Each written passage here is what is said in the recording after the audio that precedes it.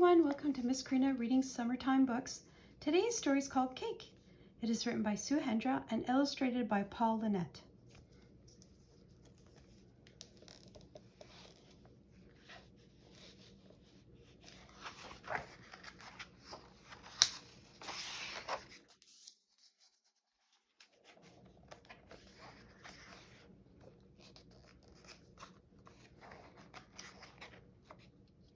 Cake had just received an exciting invitation.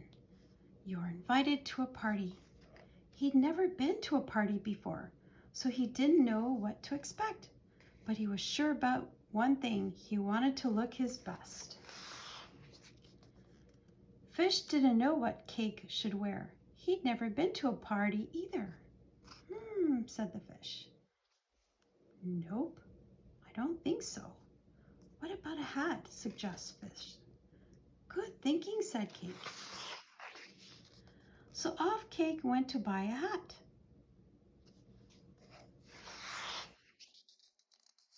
Cake tried on lots of hats in the shop, but none of them were quite right.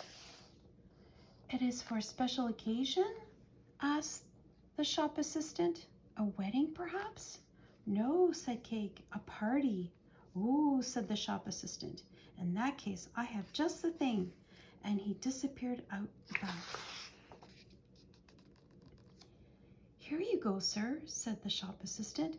You'll be irresistible in this. Thank you very much, said Cake. He couldn't wait to get home and show Fish his new hat. Are you ready? Cake called from his bathroom. Ta-da! You've done it, shouted Fish. Cake was soon on his way to the party, dressed in his new hat. Diddly-dee, diddly-dum, I'm off to a party to have some fun.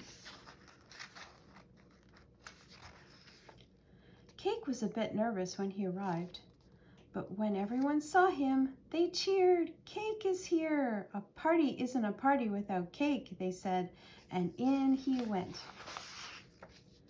Cake was having so much fun at the party. There was dancing and lots of games, but then the singing started. Happy birthday to you.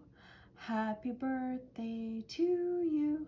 And Cake was getting a bad feeling about this. Oh, crumbs. Suddenly there was a gust of wind and everything went whew, black. Then there was a smell of raspberries, and Cake felt a wibbly-wobbly hand grab hold of his, and a wibbly-wobbly voice said, Quick, run for it, Cake.